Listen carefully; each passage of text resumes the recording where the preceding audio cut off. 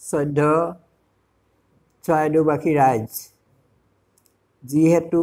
এতিয়া আমাৰ সন্মুখত বাৰিষা সমাগত এই বৰষুণ ঘনাই দি থাকে বাৰিষা কালত আৰু আমাৰ সমগ্ৰ অসমৰ লগতে চৰাইদেউ জিলাতো মানুহসকলৰ খাদ্য অভ্যাস যেনে বনৰীয়া বিষাক্ত কাঠফুলা খাই অনেক অসুবিধাৰ সন্মুখীন হয় বা বিপদত পৰে আৰু কিছুমান মানুহৰ মৃত্যু মুখত কৰে এই ক্ষেত্ৰত আমাৰ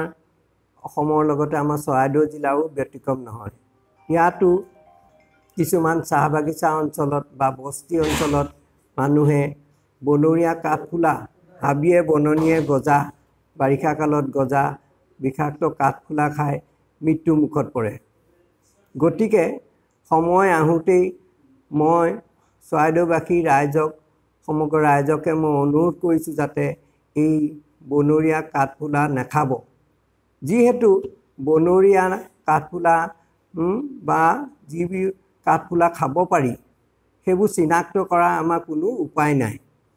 এই বনৰীয়া কাঠফুলা খালে মানুহৰ পেটৰ বিষ হয় বমি হয় পনীয়া পায়খানা হয় জ্বৰ হয় আৰু ইয়াক চিকিৎসা কৰিব নোৱাৰিলে মানুহ মৃত্যু মুখত পৰে গতিকে মানুহৰ বহুত দিগদাৰি হয় সেইকাৰণে মই আপোনালোকক অনুৰোধ কৰিছোঁ যাতে বিষাক্ত কাঠফুলা খাই জধে মধে নাখাব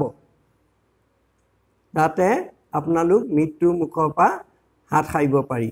আৰু যদি কেনেবাকৈ কোনোবাই খায়ো কেতিয়াবা খায় তেনেহ'লে আমাৰ ওচৰত থকা আশা বাইদেউ বা ANM বাইদেউ